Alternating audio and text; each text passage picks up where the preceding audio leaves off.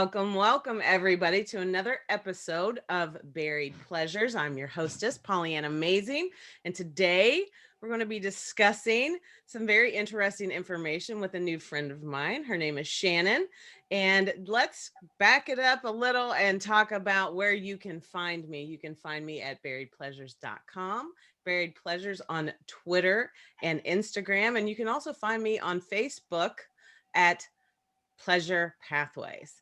So, good morning. I'm in the Pacific Northwest, and my really good friend here is in New York. Tell me, how's the weather this morning, Shannon?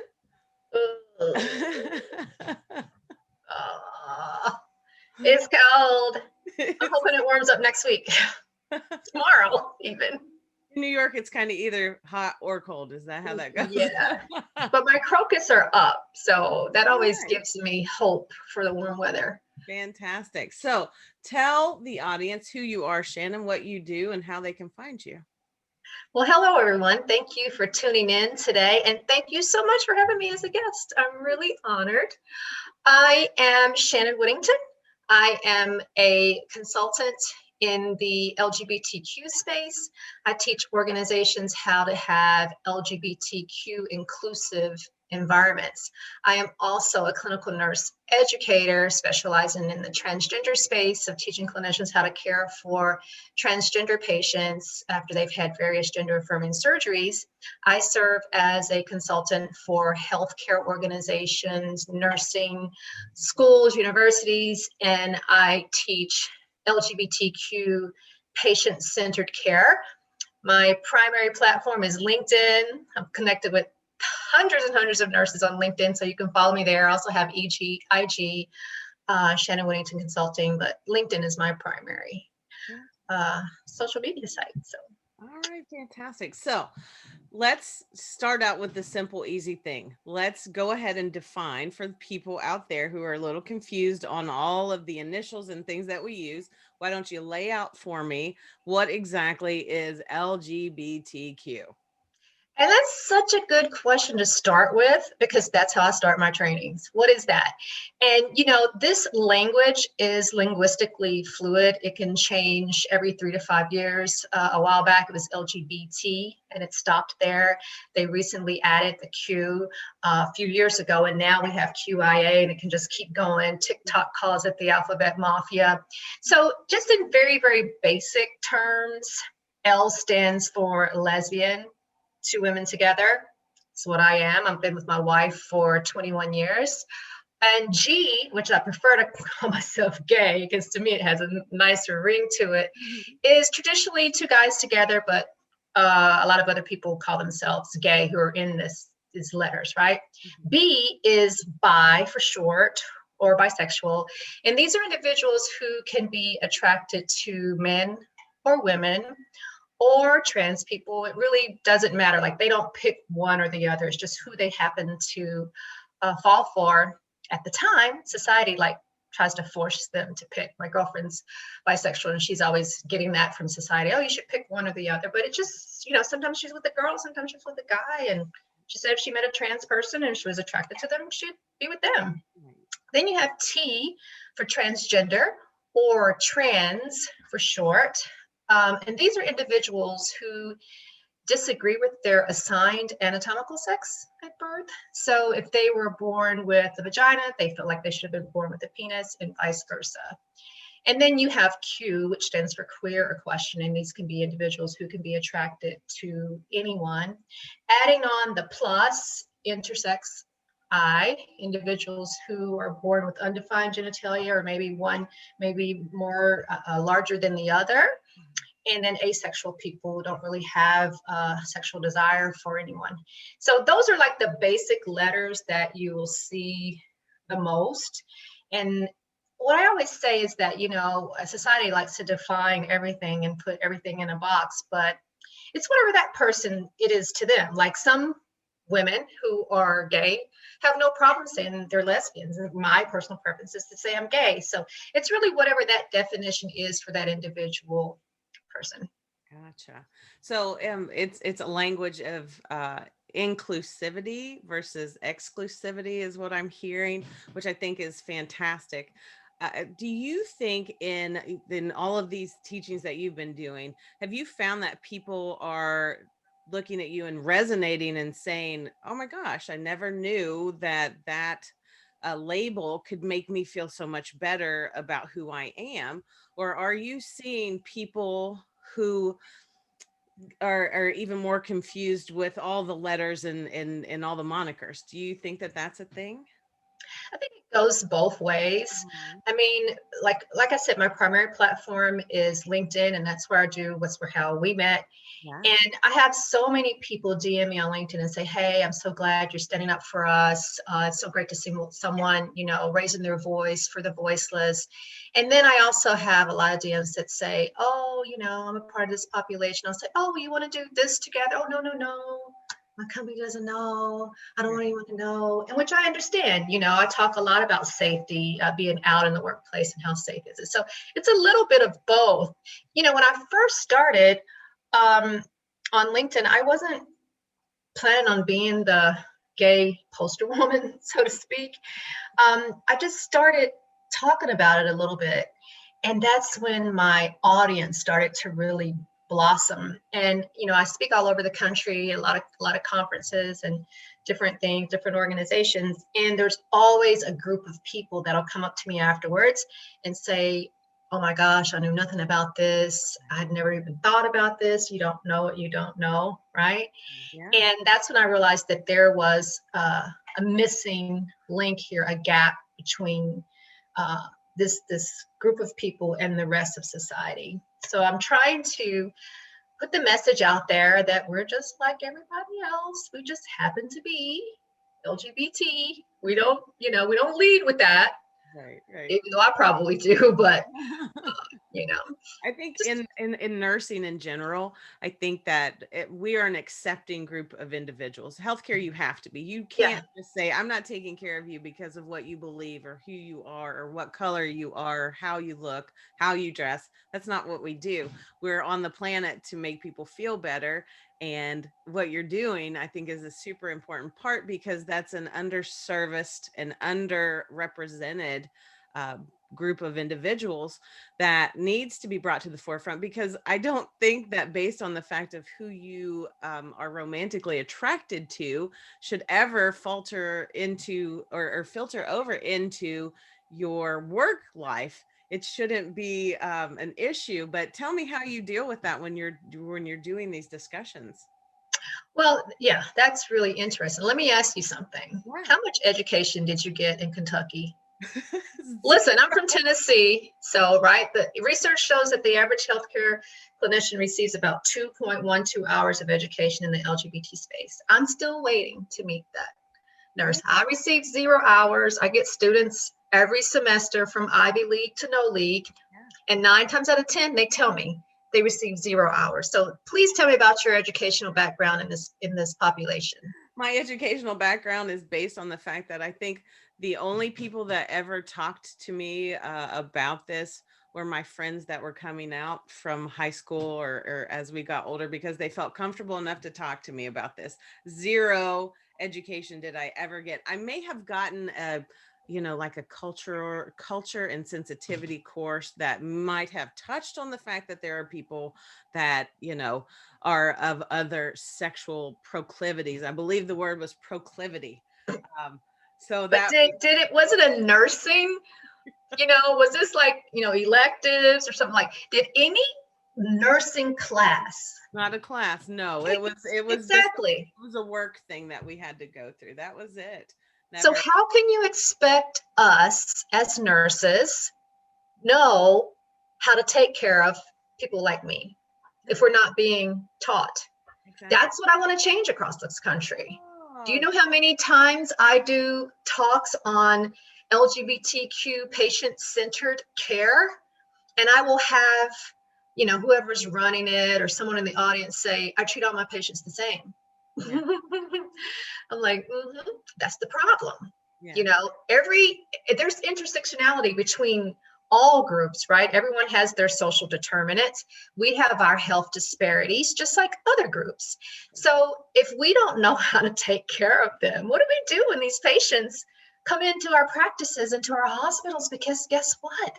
There are nearly 10 million LGBTQ people in the United States alone. I think it's higher because I think we are a hidden population. Nearly 50% of us hide in the workplace. And there's tons of female nurses who are gay. Oh, for sure. So tons.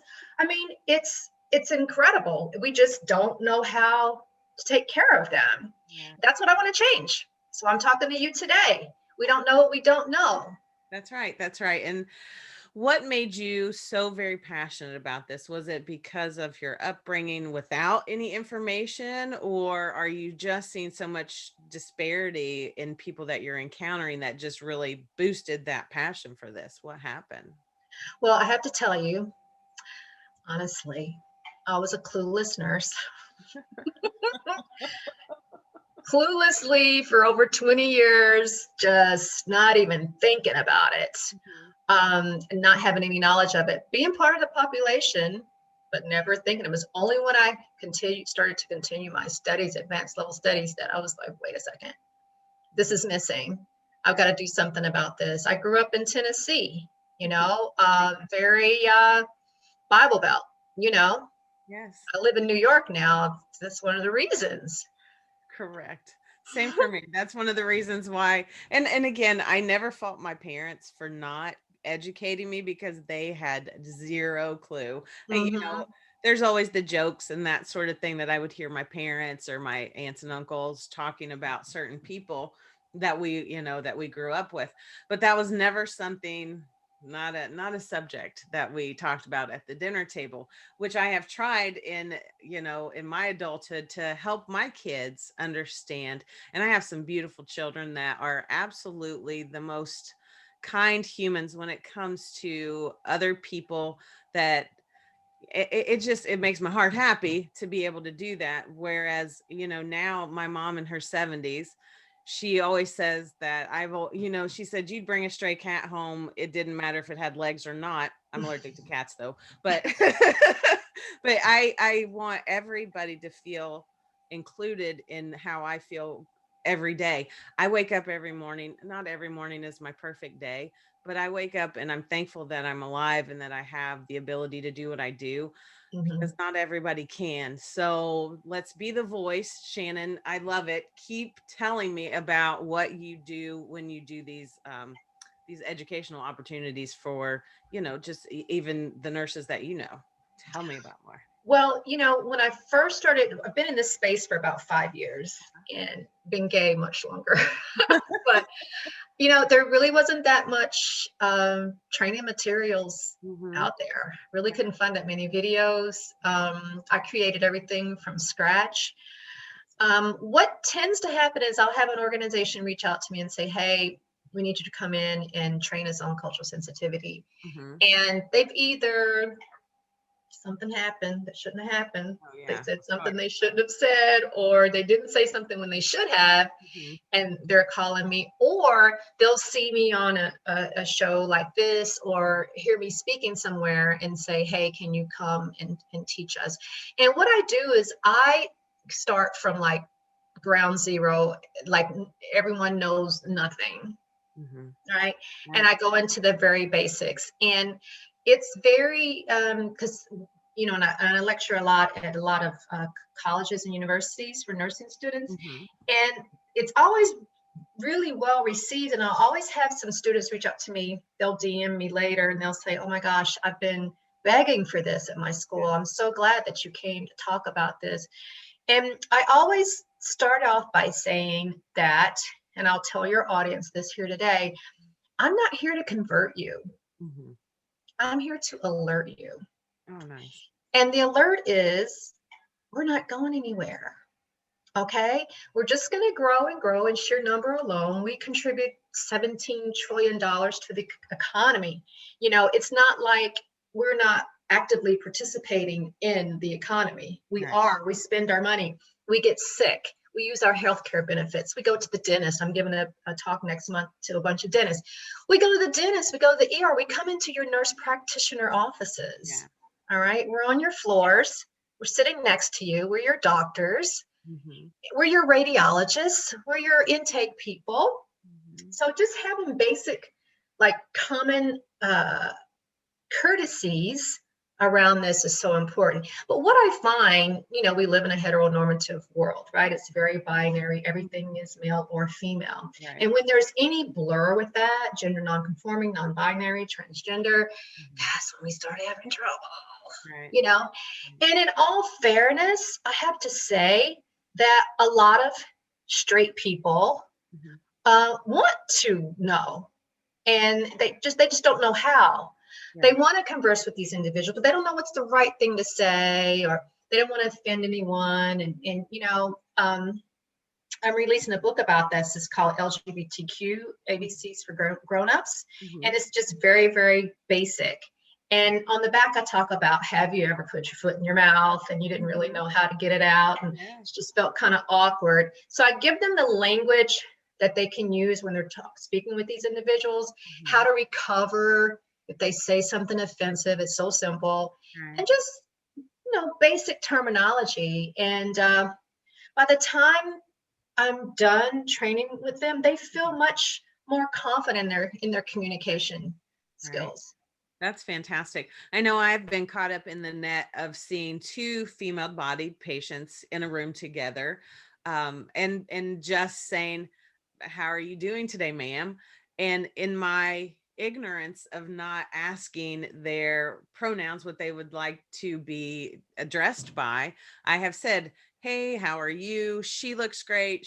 I've done that. And I honestly, I had the most amazing epiphany when a patient of mine said to me, well, it's actually the spouse of the patient. She said, "Oh, he likes to be called he. He identifies as a male." Hmm. And I was so taken aback just by the honesty, first off. Hmm. Secondly, because I didn't feel bad, but I wanted to make amends for the miscommunication.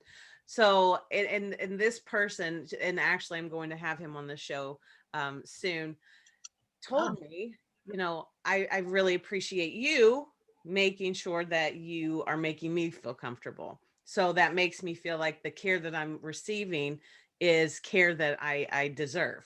And I Hmm. thought that that was very interesting. And then also a wake up moment for myself of I've got to stop looking at somebody for their face value and really stop trying to just be that person that I'm not supposed to be. I need to be inclusive. I need to make people feel comfortable. I want people who don't feel well, regardless of their color, their gender identification, ridiculous things out there that people think they can't come and get health care for. I want them to feel like you can come and talk to us about anything, because that's what our job is to make people feel better regardless of who they are or what they do. That's not our choice to we don't get to make the decision of whether you get care or don't get care.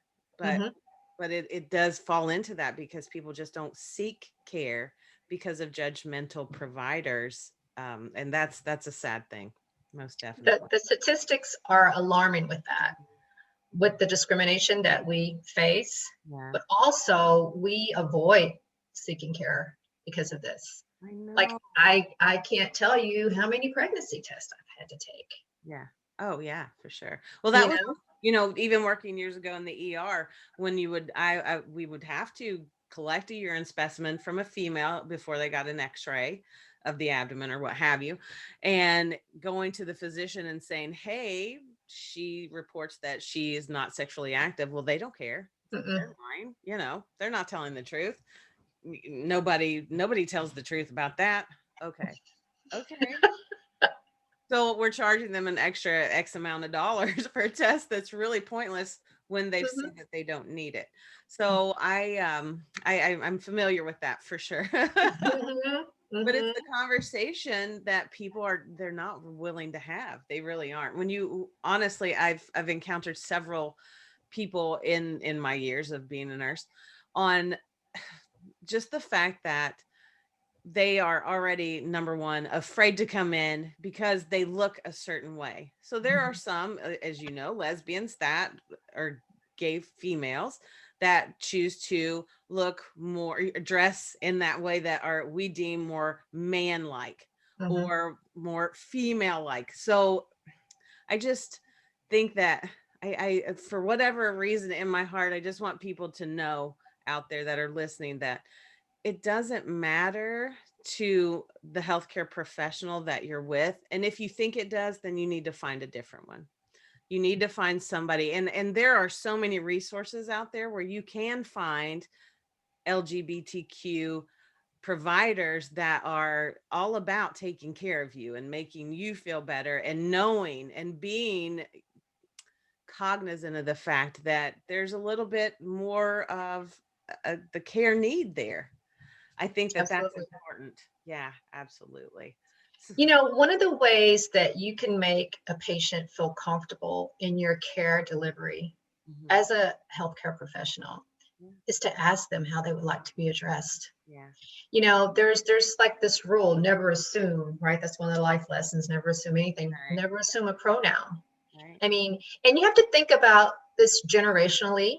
You know, Mhm. the younger generation totally gets this pronoun, and people Yeah. who are gender nonconforming and transgender, they get all of that. It's the people who are older, like Mhm. myself, who are Yeah. like, what do you mean, what pronoun? It's either she or he. Well, no, Right. gender is a spectrum.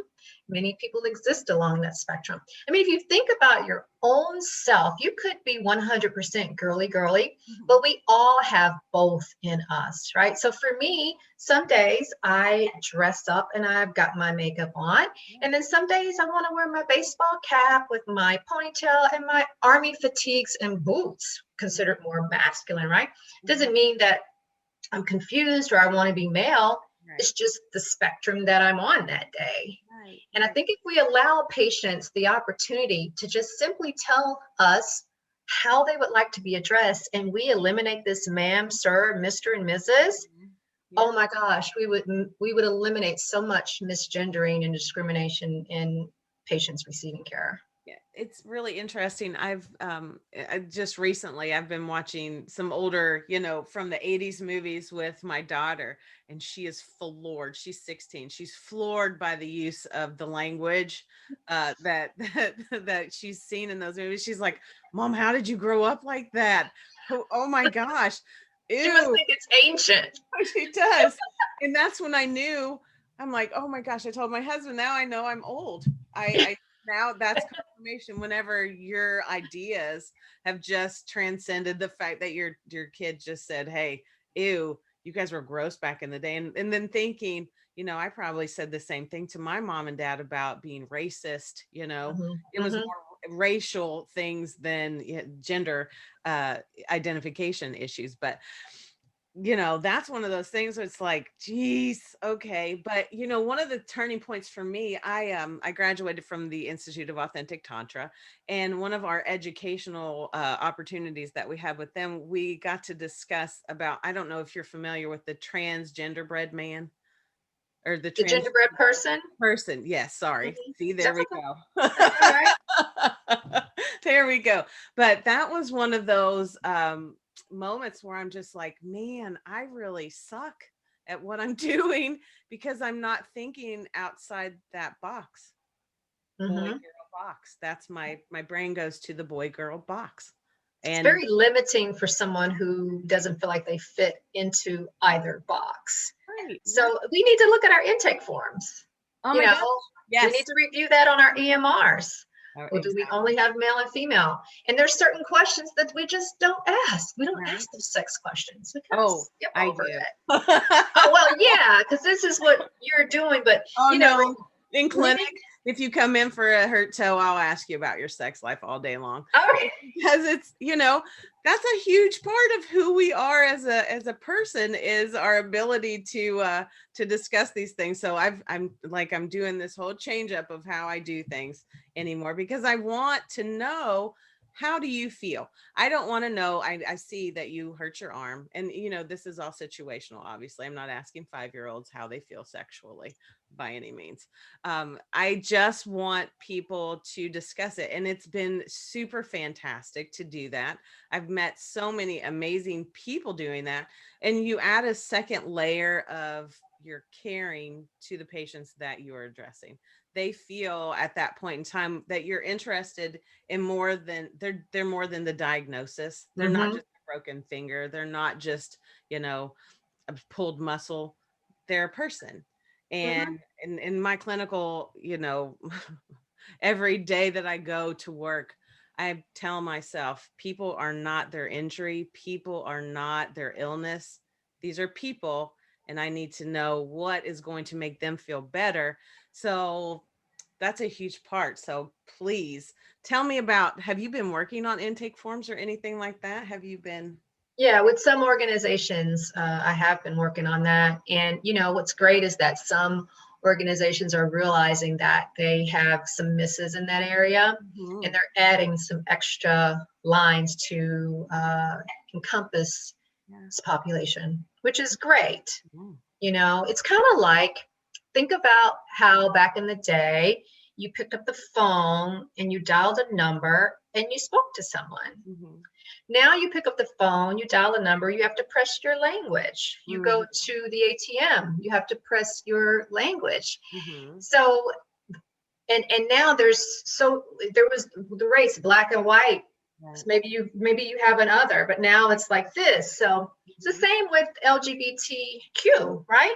You have Right. male, female, trans man, trans woman, however, just list. And when you do list more options, that patient is going to feel more, like you said, patient centered, right? You want to know Right. more than just the diagnosis. And Right. when you were talking about asking those sex questions, patients appreciate that. I think so. Sometimes they want to talk about that, but they Yeah. don't. They Yeah. haven't had the opportunity to talk about Yeah. it. Yeah. So keep doing that. I'm trying. I really want, and just recently at the where I'm working, they just in initiated the whole asking what pronoun you would like to be called by or known by, and also your preferred name, right? That's a nice thing That's about, great. yeah. So EMRs are EMRs, and they're sometimes cumbersome and terrible, but that little cue for me was like, oh, I needed Now, that. can you change your name in Kentucky? Because in Tennessee, you can't. No, but on the EMR, so with Epic, we'll just talk about Epic for a minute because Yeah. it's awesome. But and on Epic, the patient has the choice to change their, whatever they want to go by as their nickname or what have you, most commonly used name.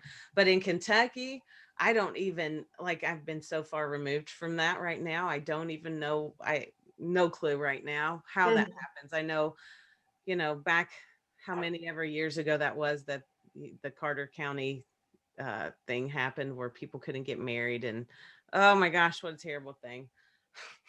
Terrible. That's the reason why I left, and knowing all of the people that, the most beautiful people in the whole world, to make people feel terrible about who they are based on how they feel is awful. I don't It think that is. that should ever be a thing that people practice. Love and kindness, that's what I'm about, and I think it's important, and I want more people to know that there are a lot of providers out there that are ready to jump on to help. We just don't know how to do it a lot of time. So if Mhm. you had something to say to providers out there, what would you say about how they could incorporate some of these things into their practice a little bit better? Seek out training. Mm-hmm. Seek Fan. out training. You don't know what you don't know. And don't have someone, because I've seen this in the organization, do the training who's clueless. Right. And just because someone is in your organization and they're gay doesn't mean they're competent in delivering this material. Right. All Right. right. So be very mindful of that. Um, I have, like, I had a financial company reach out to me last week. They had seen me on a webinar or Mm-hmm. something, and they said, and this is a big financial company. Yeah. They said, we're not doing anything. Like, Mm-hmm. there's nothing here. And I said, but guess what? Gay people invest their money. Right. Okay. So Right. if you all do something around this population, you're probably going to grow your business. Mm-hmm. What does it, I always say, if I were to come into your practice right now, Polly, if I was to come into your floor or your hospital, would I want to have one drink and leave? You know how you get invited to a party and you're like, babe, we're just having one drink and leave because you don't really want to go, but you feel obligated, whatever. Who wants to go to the hospital? Most people don't. So would I have one drink and leave? Just gonna get treated and leave? Or would I stay for dinner? You know how sometimes you go and you're having so much fun, it's 2 or 3 drinks, and you're just having the time of your life. And next thing you know, it's midnight and you're still there because you feel comfortable. Right, right. People are interacting with you in a way that makes you feel comfortable and affirmed. Well, that's how we feel when we go and seek care. Right. Do we feel comfortable enough to come back? Because if you think about it, if you have 2,000 patients, roughly 20 of those patients are going to be a part of this population. So you're seeing gay patients. Just for the record, if you're trans, it doesn't mean you're gay. You can be of any orientation, but I just use that general term. I was going to get to that in a minute. Yeah, so we can get to that because that can be confusing. Yeah. But we're there in your organization. You know, we're seeking care. And if we have affirming care from you, GYN or whatever, I'm going to tell my other friend who's gay, hey, you need to go to Polly's practice because they were so great. Next thing you know, your business is growing because you're not asking that person to take a pregnancy test every time they come in. Right. And addressing more questions and topics that are pertinent to the visit for somebody. Yeah, absolutely. I think that's awesome. But let's go back to what you were talking about, because that's perfect. Transgender people, talk about that. Good. All right. So I'm so glad you said transgender people instead of transgenders. Okay. It's not a noun, it's an adjective.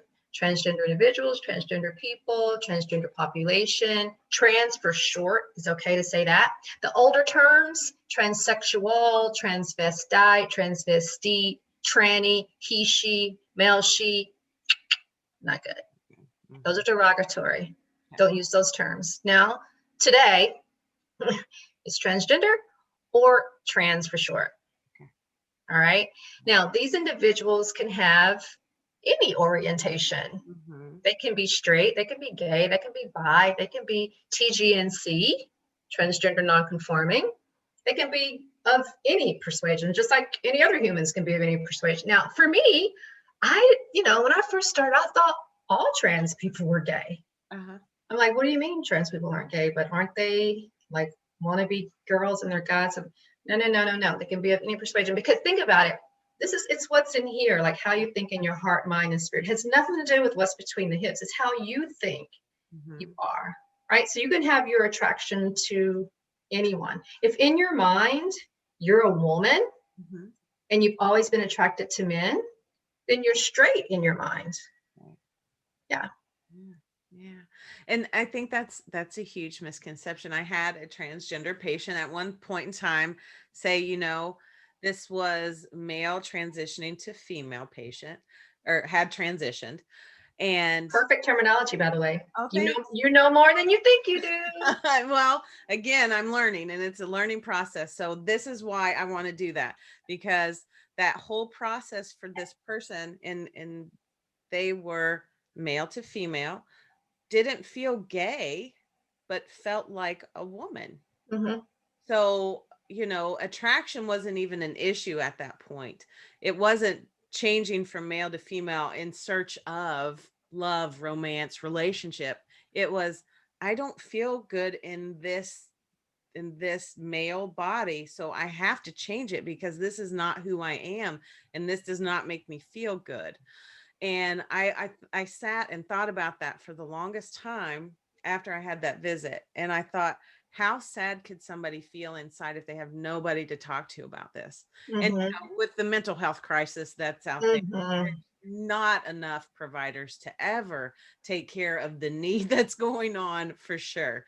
And, little by little, I'm trying to learn more so that I can teach the younger nursing population a little bit more. And they're teaching me too, by the way. Oh, that's exactly what I was thinking. I was like, they're teaching us too. They're totally teaching me. And I find so much comfort in it, because it's just one more box checked off of people that I have encountered, that I have made a little bit, even if it's just a smidge of a difference in how they view their healthcare. Then I want to do that every day of my entire life. Yeah. Kudos to you. Yeah, thanks. Thank you for giving me this platform to talk about this. You know, a lot of the research shows that a lot of universities don't feel that this is important Yeah. to have these type of conversations at their school. You know what I want to do What do you want before to I do? leave this world? I want to change every NCLEX across the entire country to ask at least 5 questions about this, what we've been Oh my talking gosh, about. you just gave me cold Pronouns. chills. Cold Yeah, chills from head to toe. because let me tell you something, for those colleges and universities that don't think it's important, what do they think it's important? Passing the board. So like having that 100% passage rate, don't they? So if they know that they're going to have 5 questions on there, guess what? They're going to start teaching it. That's a whole section. Oh my It gosh, is. that's fantastic. That's the way that things get changed. Yes, I have no idea. Well, let me tell you, I have a big conversation coming up with and I got this email, I almost fell off my chair. American Nurse Association VP and the Johnson & Johnson VP and the American College of Nursing something, something, something. And I was sitting there looking at it like this, and I was like, oh, I'm going to open my mouth. Y'all are going to be able to get me to shut up because you should never ask me to come on this call because you know what? This is what I'm going to talk about. Why don't we know how to take care of these individuals? Why are we not teaching? We are failing our nurses. We're so concerned with academia. You got to have the 4.0 to get into the program. Listen, my best friend in nursing school was like brilliant up here. Sucked in psych, okay, didn't know how to talk to a patient. Right. I think they really need to change how nursing students are admitted into these programs. And I have nothing with academia. You know, I'm making straight A's right now. I got my master's, I made straight A's. So I'm not just saying that, oh, I don't think people who, no. I don't think that should be the only criteria, right? You've got to know how to talk to these patients. You got to know how to talk to a patient that presents to you, like to me, I'm presenting to you as female, and I tell you my name is Sean, and I go by he and him pronouns. Yeah. What's a nursing student just graduated going to say? Exactly. Faltering over every word that comes Yes. next. Yeah. Oh my gosh. Don't get me started on that. I'm gonna start you on it because it's very passionate and I like it. I like that talk because you're only as good as the people who train you. In nursing, that is so important because I have seen people fail miserably, and I wholly blame it on the fact that they had horrific preceptors. And sometimes after you've been in an organization, they just make you do things, right? Like that doesn't mean just because you've been there for a few years doesn't mean that you should be the go-to person that people should learn from at all. And I've seen that happen time and time again. And as many people as I've ever precepted in my existence, which has been a few, and I love all of you out there, I couldn't have taken on one more person.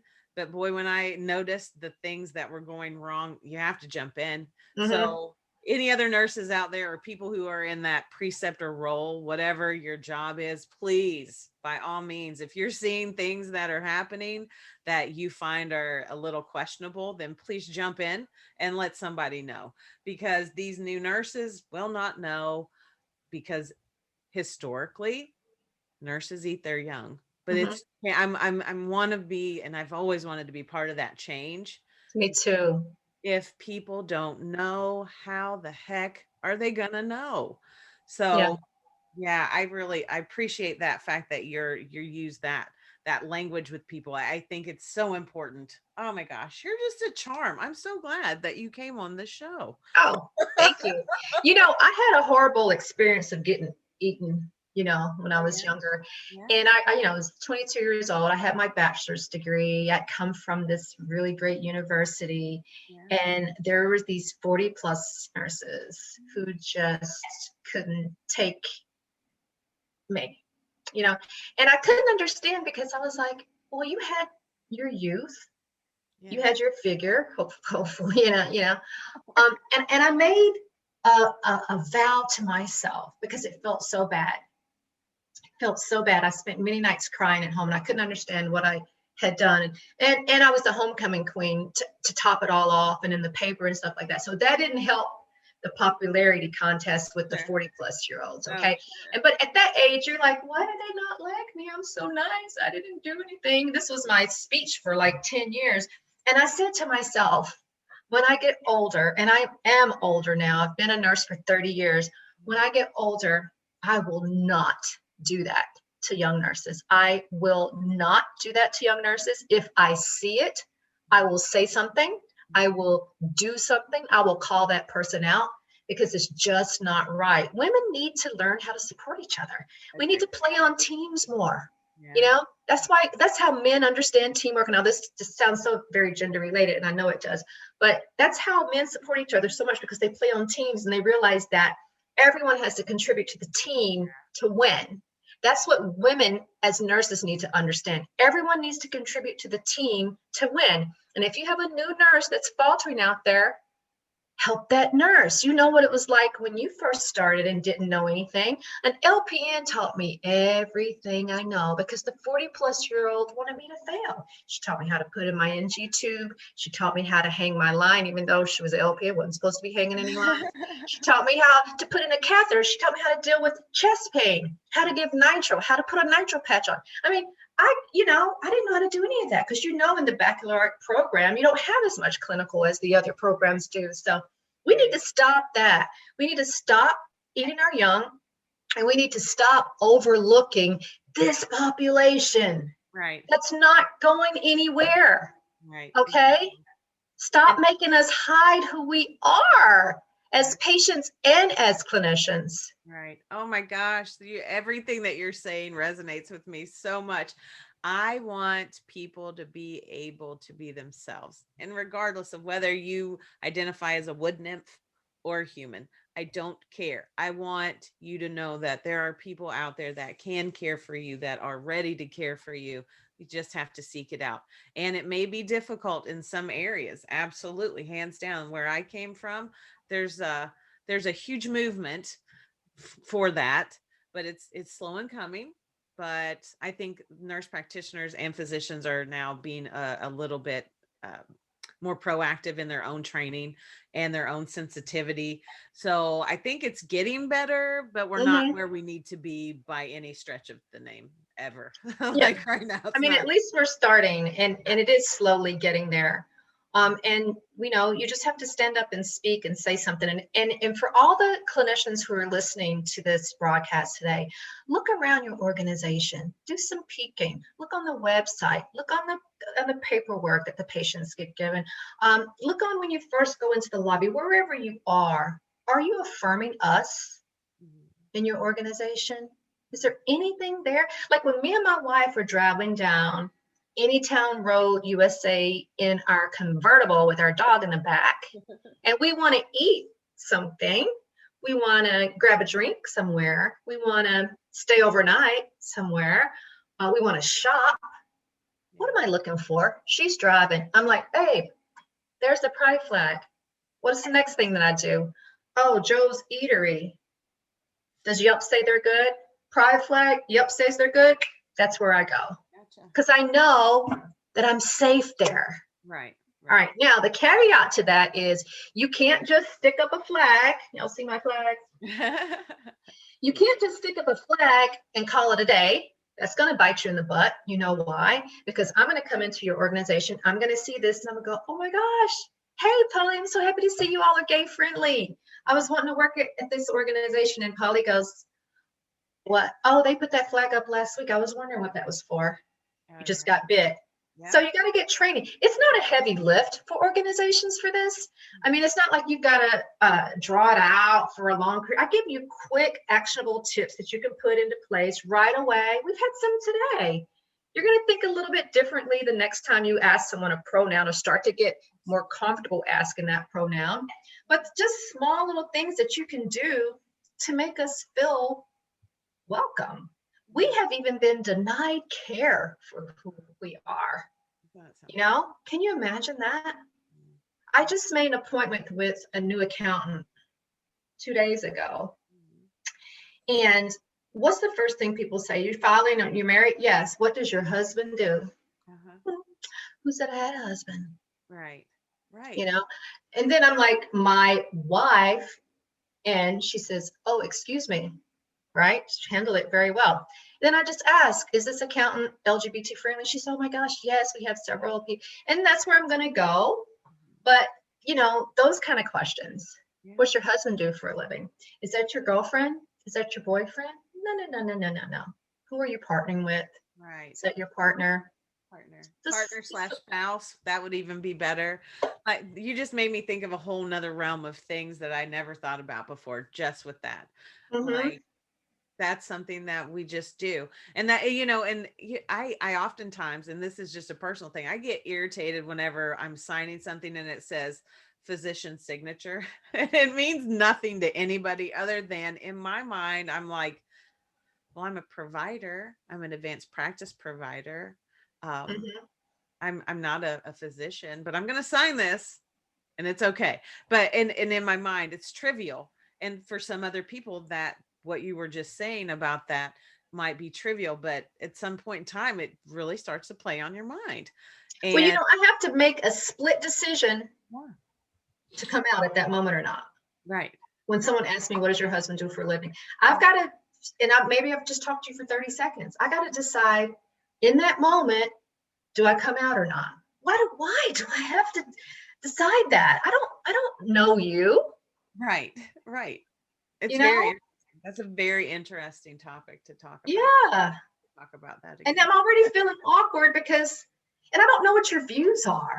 Right. And if Right. you ask someone like some people will just come out and tell you, especially down south. Here in the north, they're a little bit, more subtle about down south. They'll say, I don't like the gays. Oh yeah. You know, Absolutely. we were on a cruise ship, call it a straight cruise because they have gay cruises. Yeah. We were on a straight cruise ship. And you know how like by 10 or 11 o'clock, all these people are drunk at the bar? Yeah. Like at 10 or 11 o'clock in the morning, I'm Yeah. talking. Yeah. Yeah. So I was down there with my wife and we were talking to a couple and she happened to be a nurse too. I heard all about her 9 surgeries that she had had on her ankle. I was hearing about her husband with their 12 Camaros and 4 garages. I saw every color. Oh, that's nice. Okay. What do you do for a living? I teach nurses how to take care of transgender patients after they have gender affirming surgery. This was before I started my consulting company. Yeah. Do you know what the man says to me? He puts his finger in my face and he says, that's disgusting. Stop it. And he walked off. Oh, And I was so shocked and I was like, oh my God. And so the wife goes, yeah, excuse my husband because sometimes he says things that are inappropriate because by this time she's drunk. yeah. you know and I thought, yeah, inappropriate. And I was walking back down the corridor there and I thought, he's disgusted by what I do. Yeah. If I were trans, he would be disgusted by who I am. Yeah. you know and my wife said, babe, why do you tell people what you do? Like, why do you have to go into that? I'm like, because I want people to know what I do. It's important work. I'm passionate about it. You And took of a shot course, at it, for sure. yeah, when you start talking like that, do you know what that makes me do? Well, I'm just going to talk about it more and more and more and more because I know you're very uncomfortable. Yeah. That makes me not shut up. And I'm glad you're not shutting up, by the way. I I think have had people ask me to shut up I'm sure of it. on LinkedIn. Please stop doing this work. Nurses, I please know. stop doing this work. No, It's nurses like you that make me want to do this work, honey. oh my goodness. And you need it. It's so needed. And you were talking about the South versus the North with transgender and like I honestly I lived in the Columbus, Ohio area for the last 11 years prior to moving out to the Pacific Northwest. They have the most amazing pride demonstration or like it's just the most beautiful thing to go to that pride parade in Columbus. And Oh all yeah. the activities that go on. And I happened to be in Savannah, Georgia a few years ago, Halloween and Pride Fall at the same weekend, apparently. It was so tiny. And I kept thinking, well, this is Savannah, right? This should be a like a hip place that has, a little bit more for the community, but there just wasn't a whole lot. And maybe it was just because I was, just visiting, but it was so small and compact compared to this. The whole city of Columbus, pretty much downtown, shuts down so that they can have 3 days of the most amazing fun. And I think it's very necessary in the community to have discussions on how to make people in your community feel good about being there, feel safe Mhm. about going and visiting businesses, to feel safe about going to restaurants, going out to dinner. But my last guest, Robert, my sweetheart, he talked about living in the Houston area and being concerned about going to different bars or, just being out on the street with his partners based on the fact that he never knew at what point in time he just had to keep on guard. And Mhm. it's not that he's scared, but in his mind it's there. So there is that, you're still in that fight or flight the whole time you're walking around the street, when you should be enjoying the walk with the person that you're with, not Yeah. having to think about, holy cow. So, and this filters over into everything that's going on in our world right now with racism and, gender specific racist or comments that happen. Transphobia. Transphobia for sure. That's, there are so many aspects that you don't think about. And you may be one of those people who say, "Oh, well, okay, I'm cool with transgender people, but, that's as far as it's going to go. I'm not going to go out and tell them that I feel cool with them. I'll just not say anything." I think that people need to start speaking up about how they feel. They need to start saying, "I'm okay with whoever. Like, I'm okay with you. I don't care who you sleep with. I don't care what clothes you wear. I don't care if you get up and go to the bathroom, if you sit or stand. It does not matter, and it should just be that." Or But which bathroom you go to. right, exactly. Exactly. Exactly. So, gosh, this has been the most awesome conversation. Is there any one other thing that you would like for people out there to know about what you do and how they can help or get involved? Well, I would say reach out to me on LinkedIn, Shannon Whittington, and just DM me there. I'll be happy to consult with you and, perhaps talk at your organization, run it by whoever's up your ladder. Mhm. Hey, what are we doing around this topic? And you might be surprised. There may be a little bit of something going on that you didn't know about, and there may be nothing going on, and you could be the person that changes that. I We think. need more allies and advocates for us, because we're a part of the community. And you were speaking about this earlier, but we want to be the best expression of ourselves too. Like every human wants that. And we want to have the freedom to be able to do that everywhere we go, just like you. We Right. want the same opportunity, just like you. We're not asking for special treatment, preferential treatment, just equal opportunity.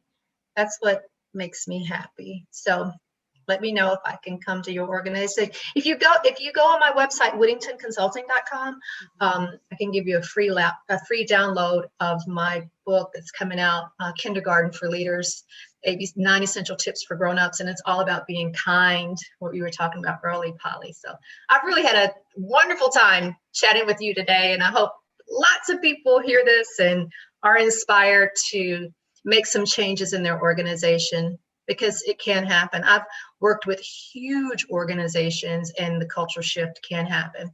That's awesome. And now that I have you in my Rolodex of things, Rolodex isn't that old. I'm Yes, but I know what you're talking about.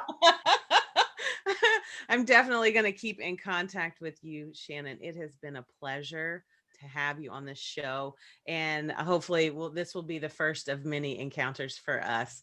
So I'd I be delighted. appreciate you having you here. So just as a reminder, we are a part of Just Some Podcast Media Group. It's me and Nurse Papa and those wonderful guys from Just Some Podcast for Advanced Practitioners. We would love to have you come back again, please, Shannon, at some point in time. But thanks, guys, and have a great day.